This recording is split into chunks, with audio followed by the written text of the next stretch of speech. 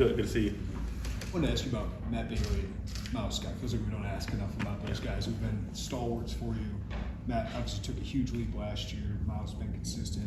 What do they bring individually to your back end, and how important are they for what you do? I think something that people don't talk about enough, is just experience. Like experience is the best teacher. Those guys have been through, obviously in my rise as a coordinator, those guys have been with me every step of the way, right? And I'll even throw Mac Resettage in there, right? Like they just add a level of experience that that you can't buy. You know what I mean? Like they played a lot of football here. They've been through some trials and tribulations, which is always good when you talk about handling adversity, and things may not go initially right. They know how to fix things. They know how I think. Coach B always says, when your players can start finishing your sentences for you, you got a pretty special group. And those three cats, they can literally finish the words that are coming out of my mouth. They know exactly what I want. They know the expectation of the room.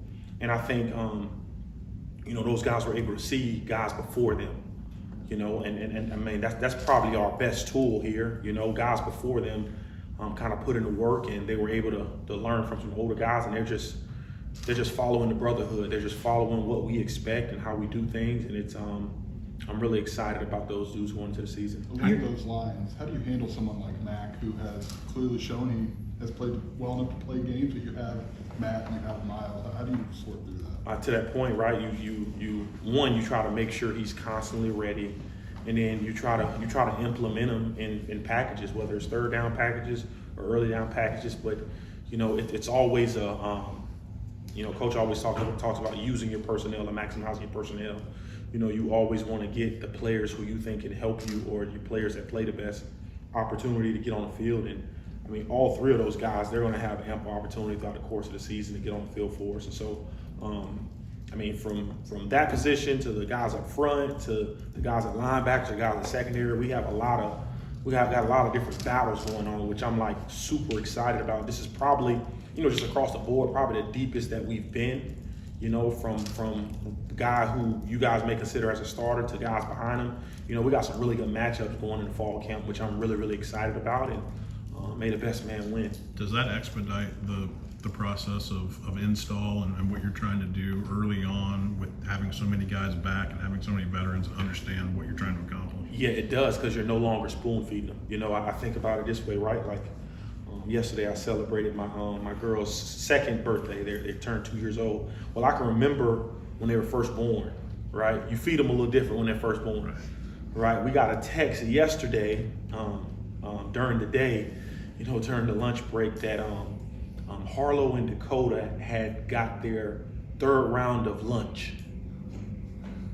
So they eating like some adults, right? You know what I mean? And I say that because, when you're first kind of putting something in and you're first running something, you kind of got to spoon feed it to them. It's new, there's a learning curve. But when guys have been running those things, now you can really feast, right? Because they know exactly the expectations. They know exactly what you want. They know exactly what you're looking for. And now you can put more on them. At the end of the day, right, my goal is to make sure that we can play fast. But, there are things that they're going to be able to handle, and I'm going to stress them, especially throughout the camp, to just challenge them mentally. Like, I think more than anything, this game is about straining. We were very fortunate enough last year to just train longer than some teams, and that's what this camp's about. What's important for you in your third season as coordinator, or going into your third season? Yeah, I think it's right. Like, at the end of the day, you want to play great defense. At the end of the day, you want to give the offense ample opportunity to score points. You want to be able to get in the ball. You want to take the ball away. But you only can control what you do on your side of the ball. And at the end, I just want to play great defense. I want guys flying around. I want guys having fun. And obviously going into year 3, like you would hope, the goal is always to make the year that much better than the previous year. And so like I have no, I guess, personal expectations. But I will say this, our goal is to be better, way better than we were last year.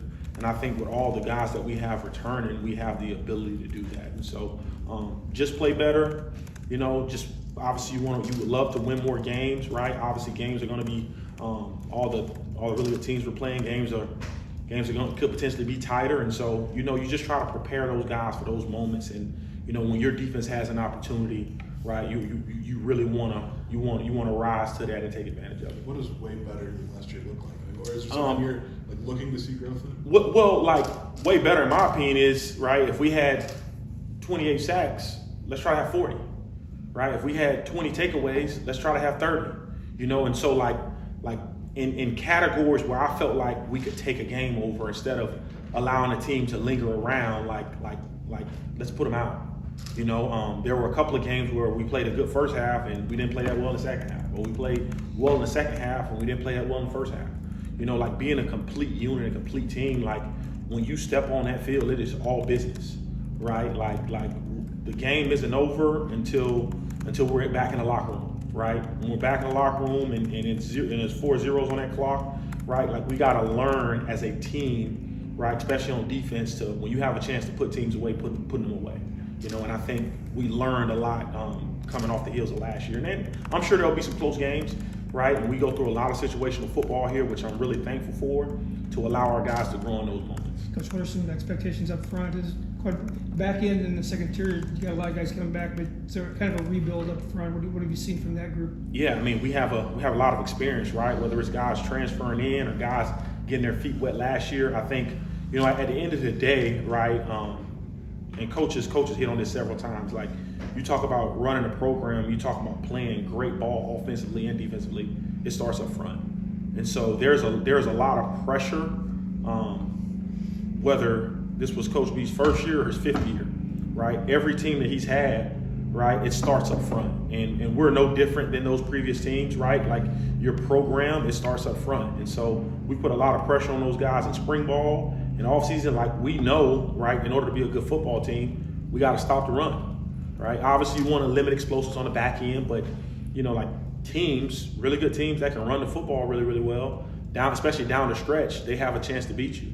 And so it's our job up front to make sure we can take care of that with some of the guys that we have. Obviously, we got some really good players, got a bunch of really good guys, a bunch of really good matchups, especially going to fall camp that we're super excited about. But, like at the end of you want to be able to win, right? And I'm not talking about 49-50 win, right? You want to be able to like put your stamp on it especially as a guy up front that you control the game.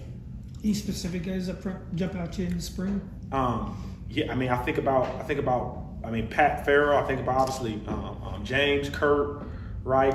Gabe obviously speaks, but it's a plethora of guys, right? Whether they transfer in, Angelo McCullum, or they've been here, right? Like that have done some really, really good things for us. And it's, a new year always brings on new opportunity, and there's going to be things throughout the course of this camp and this season that maybe it was a guy that you guys probably slept on a little bit that's kind of becoming a little bit of a star. And so I'm just excited about the unit as a whole, to be completely transparent with you. And you guys got into a lot of sub packages late last season. Yeah. What did you like about the looks that gave you, and how repeatable is that this season? Yeah, it's again, like Coach always talks about maximizing your roster, and it's different guys bring different value. And I think it's my job and our job as coaches to maximize their strengths, and I think the beauty about that is that, even going into the South Carolina game, we had some players that we felt like played a little better in space, and so they had certain packages where they were a little more in space as opposed to being on the line of scrimmage. And is there flexibility in that? For sure, right? And I think with the roster that we've developed here, right, we have a plethora of guys that bring value in different capacities, right? Like, just from the back end to the front end, will you see us in some unique sub packages? For sure, right? Just because I think we have the players too, and so I guess with that being said, just always trying to, whether it's third down, whether it's first or second down, just always trying to maximize our players' potential, right, and their ability, right, especially as we get later on into the season. Aaron, when we got X in Vegas, he talked about one of the first meetings last year was you standing up in front of the entire defense and going, guys, I wasn't very good in 23. What he was surprised to see you do that. Just what made you want to be that honest with your guys, and how did you feel like that helped the buy-in for what happened? Well, I think if anybody knows me, you guys know I'm pretty transparent, Sure. right, about how I grew up, about where I'm from, about the steps that I needed to take. You know, I can remember last year giving up 49 points, and I literally came to you guys and like that was my fault. You know what I mean? So like I've always operated in that manner, and I think it's good for players to hear that, because oftentimes they think it's just about them, and to a degree it is, right? But as coaches, we take ownership as well, you know, and I'm just as good as the players that I coach, and vice versa, right? If I make a call that I deem to be not good, looking back at it, no matter how it's executed, right? It can have all the guys in the right spot, right? Like it really doesn't matter if that call wasn't warranted after studying the film, and I just know I made a bad call. And so I just think it's a level of accountability in this profession that you have to take, and you have to be transparent with your players. And I think when you do that, they know and they understand and they grow in that process. Like, okay, well, coach mess up too, and he's accountable. Well, when we mess up, we got to be accountable, and like let's just protect each other and roll from there. And so I think when I started the meeting off with that, by no means was I trying to, I guess, like talk down to myself. I was more so just trying to be real and transparent. I think we live in a society now that's fabricated by everything has to look good and be good, you know. And I don't operate in that factor or in that notion. Like I'm a real dude. I can be transparent when I make mistakes, and when I think something isn't good enough.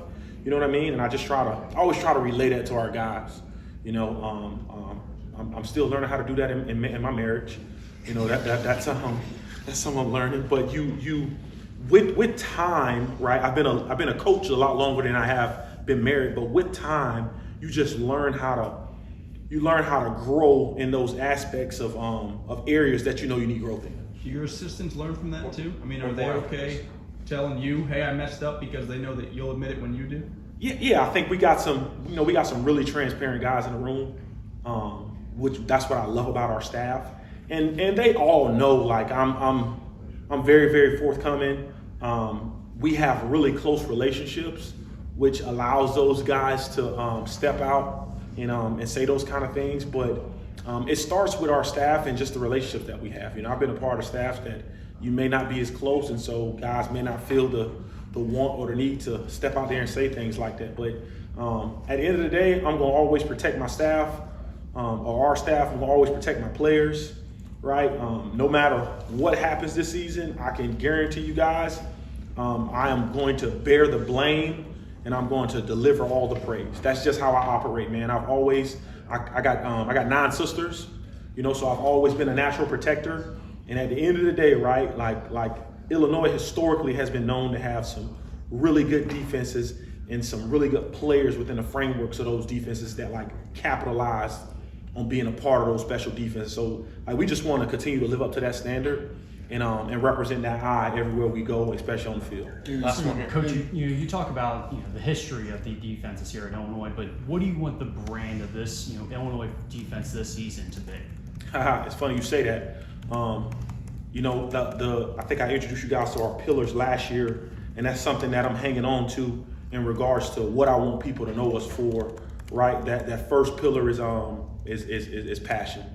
Right, when we hit the field on Saturday, on Friday, whatever the day is, I want people to be able to watch us on TV or live and say those guys are passionate about what they do and how they play. Right, the second pillar is toughness. Right, it's toughness. I want them to be tough everywhere that they go. Right, and not just physically tough, but mentally tough, because that's the lost art in today's society. Right, you got some physically tough people, but as soon as it gets hard, right, they break down. And coach would say that, and coach would probably use the word strain in that regard. Learning how to strain. The third one is integrity. This is a hard one, because integrity is doing what you're supposed to do when you're supposed to do it, when it's supposed to be done. Right, when nobody else is looking or nobody else expects it. Right. Obviously having integrity in a relationship, and obviously having integrity on 4th and 1 or 3rd and 5 when the game's on the line. Right? Like you gotta be able to do those things. 4th one is selfless. You know, like I think now, right, we got some players that's getting paid some really good money, you know, more than more than some of their parents have ever made. Right? And instead of checking the next man's pocket, are you gonna be selfless enough, right, to fight on that double team for the back and behind you? Are you gonna be selfless enough, right, to play on special teams? Are you gonna be selfless enough, right? To whether it's blitzing a certain path, right, or getting doubled, right, to do your job, or you're gonna be a me guy.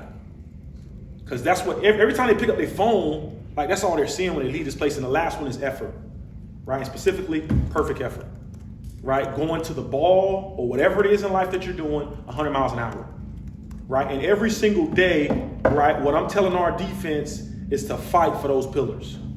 Because the reason why is because as soon as they leave this building, they have to. Because the world is telling them the complete opposite, right? Be selfish instead of selfless. Right? Worry about get your stats, worry about you.